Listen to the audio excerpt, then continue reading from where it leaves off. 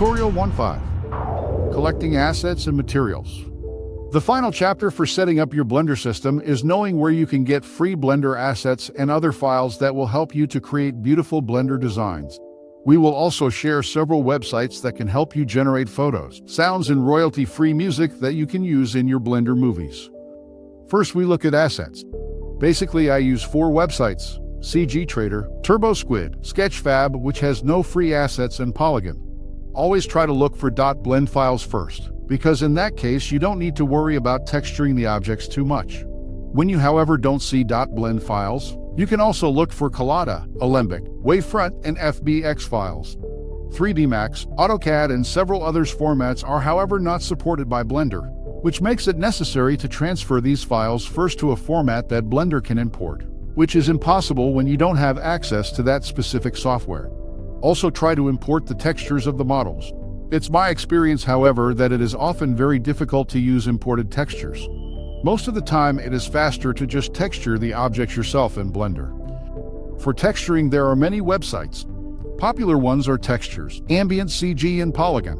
When I started with Blender, I spent a few days just collecting all kinds of textures that I still use on a daily basis. This is, in my opinion, much more efficient than to go online every day to search for the textures you need.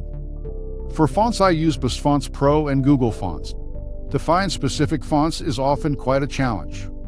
For HDRI files that you use as background sky images, I use Polygon and Polyhaven. I use almost always the same 4K, 26 MB HDRI because I think that beautiful regular images on a plane as background better results generate. But even then, I use the HDRI for lighting my scenes. I also use them for simple blue and partly cloudy skies. Then some websites that help you with creating movies, voiceovers, or transferring logos. For text-to-speech, I use WebDescript, Natural Readers, and TTS MP3. For sound effects, I use Epidemic Sound.